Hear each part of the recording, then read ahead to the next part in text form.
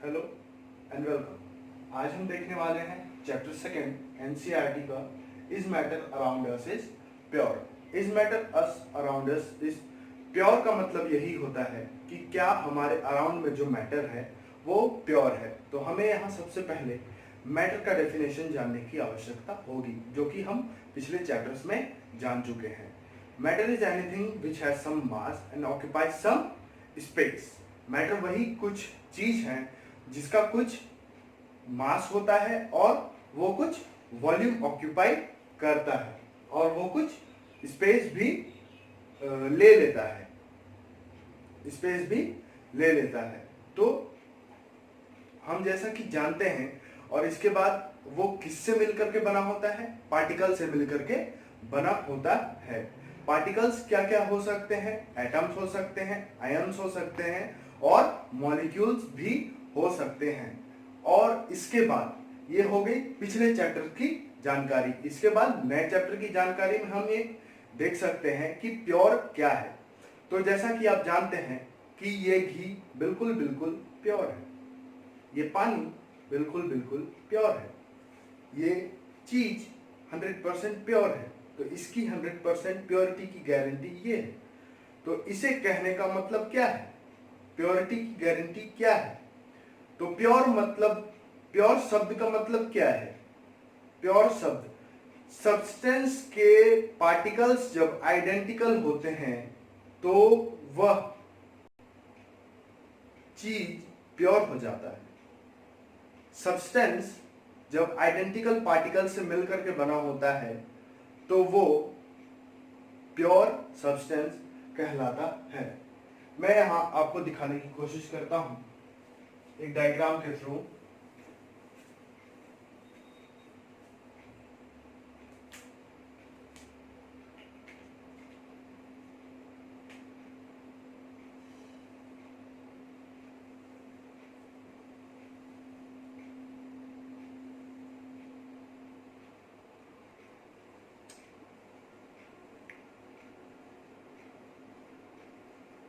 जैसा कि मैं यहाँ छोटे छोटे बॉल्स बना रहा हूँ,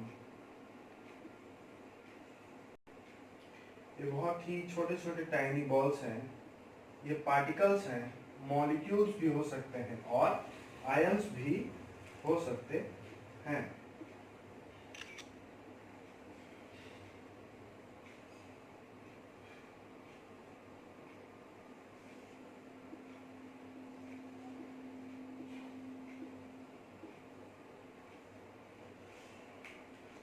अब इसे मैं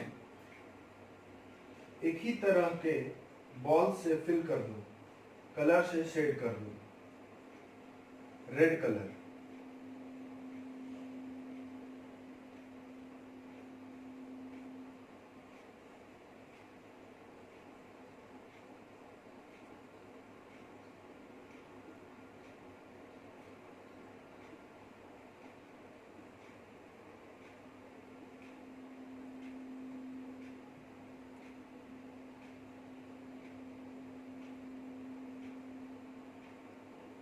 रेड कलर से मैं शेड कर दूं तो यहाँ के पार्टिकल सभी क्या हो जाएंगे?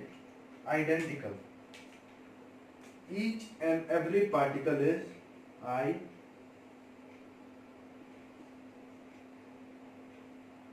आइडेंटिकल। आपने प्लेट पेन का एग्जांपल देखा होगा। यहाँ पर मैं अगर हाथ डालूं, ये मान लीजिए कि आप ये बॉल्स हैं, यहाँ पर मैं हाथ डालूं, कोई फर्क नहीं पड़ता कि मैं कितनी बार रैंडम पार्टिकल चूज करूं, हर बार रेड बॉल्स ही निकलेंगे। तो ये क्या सब्सटेंस कहलाएगा? एक प्योर सब्सटेंस कहलाएगा। प्योर हम जान चुके हैं, प्योर के कुछ एग्जांपल्स देख लेते हैं। प्योर क्या है? प्योर के एग्जांपल्स आप फाइंड करके कमेंट बॉक्स में दे सकते हैं अगर आपको पता है तो। इम्प्योर देखते हैं। इम्प्योर क्या है? अगर इसी में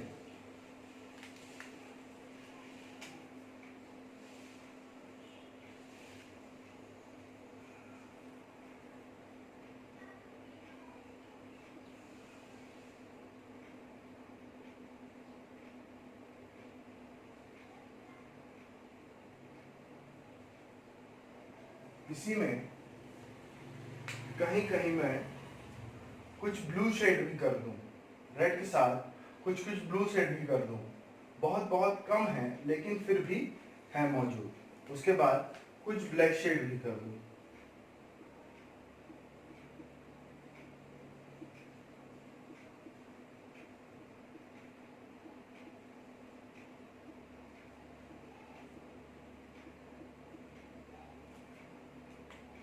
तो अब यहां से बोला जाए प्लेट पेन का एग्जांपल लेते हुए कि यहां पर से रेड बॉल्स को भी उठाना है, तो यहाँ कुछ कठिनाइयां हो सकती है कि रेड बॉल्स को उठाने में, क्योंकि यहाँ पे ब्लू बॉल्स और ब्लैक बॉल्स भी प्रेजेंट हैं, वो भी उठ सकते हैं ना चाहते हुए भी। तो ये क्या हो सकता है, नॉन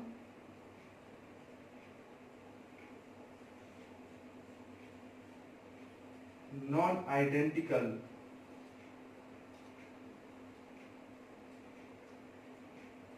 सब्सटेंस, और ये प्योर के जगह क्या लग जाएगा, इम्प्योर।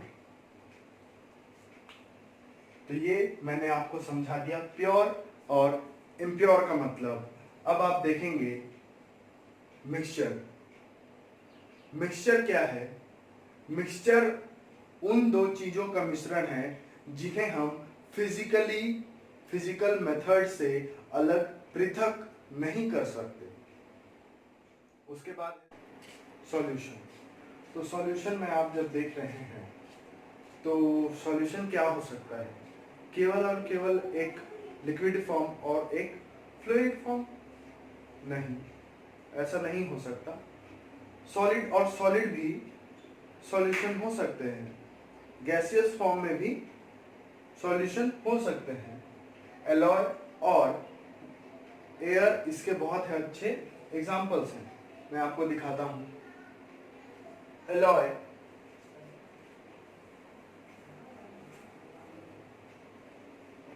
जैसा कि मैं यहां लिख चुका हूं, ब्रास 30% और जिंक, एलॉय 30% जिंक और 70% कॉपर से मिलकर के बना होता है।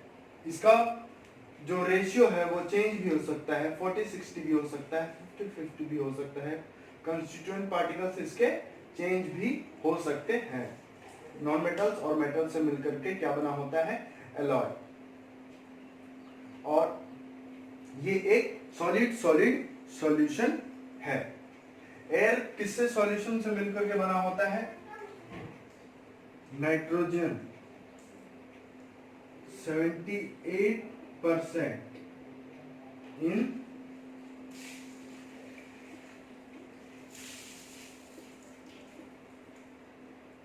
atmosphere and 21%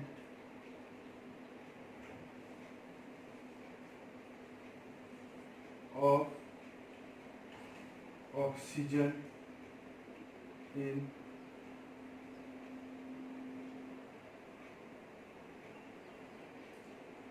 atmosphere. ये क्या है, नाइट्रोजन के एयर सॉल्यूशन के बारे में मैं आपको बता रहा हूं। ये एक होमोजेनियस टाइप ऑफ सॉल्यूशन है। नाइट्रोजन का कंटेंट इसमें 78% रहता है और 21% ऑफ ऑक्सीजन का कंटेंट रहता है। इसमें 1% जो बच गया other type of dust particles और गैसेस फॉर्म्स के रहते हैं। इसमें होमोजेनियस सॉल्यूशन और हेटेरोजेनियस सॉल्यूशन का पिन पेपर बॉल के थ्रू मैं आपको बताने वाला हूं।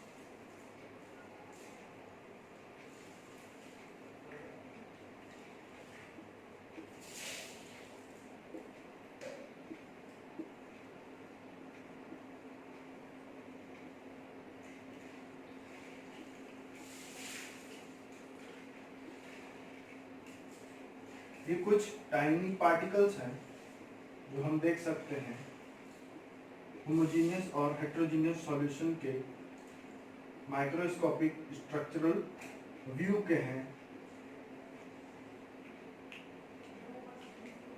फर्स्ट वाले को मैं होमोजेनियस बनाऊंगा, सेकंड वाले को हेट्रो।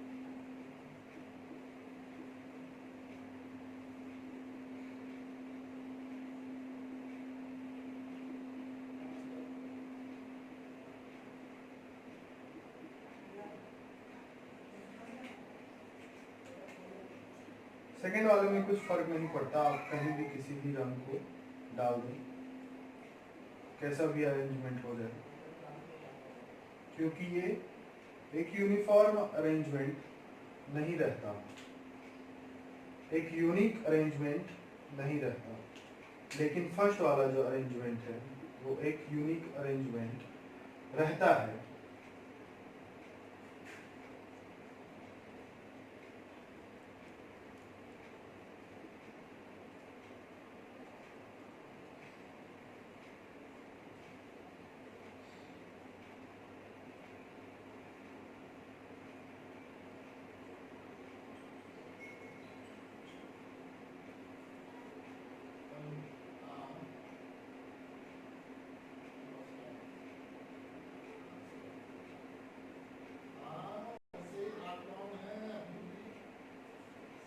ये एक ऐसा अरेंजमेंट है, तो ये एक यूनिक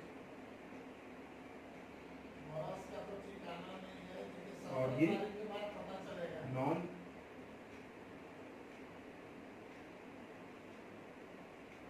यूनिक अरेंजमेंट है। ये है होमोजेनियस और हेट्रोजेनियस सॉल्यूशन के कुछ एग्जांपल्स। और होमोजेनियस सॉल्यूशंस के एग्जांपल्स हैं लेमनेड, सोडा वाटर। और हेट्रोजेनियस एग्जांपल का सॉल्यूशन हेट्रोजेनियस तो हम देख रहे हैं सस्पेंशन। सस्पेंशन का सीधा सीधी मतलब होता है लटका हुआ या कुछ इस प्रकार से बीच में या मीडियम के बीच में ऐसा कुछ। Heterogeneous mixture in which the solute particles does not dissolve but remain suspended throughout a bulk medium। ये NCERT का डेफिनेशन है। तो इसके कुछ प्रॉपर्टीज देख लेते हैं। ये कैसा होता है? हेट्रोजेनियस होता है, seen through by our naked eyes, scatter the beams of light, solute particles settle down when left undisturbed। थोड़ी देर जब हम इसको बहुत देर तक हम इसे नहीं छूते हैं या कुछ डिस्टरबेंस इसमें प्रोड्यूस नहीं करते हैं तो ये अपने सॉलिड पार्टिकल्स को नीचे बैठने की अनुमति दे देता है। और ये इसके कुछ ये क्या थे? प्रॉपर्टीज थे जो हमें यहाँ देखने को मिलेंगे। और इसके बाद हम क्या देखेंगे? Colloid solutions. इसमें बहुत सारी कुछ बातें इस प्रकार हैं कि जब हम इस चैप्टर को पढ़ते हैं तो ध्यान हमें ये रखना चाहिए। Thanks for watching and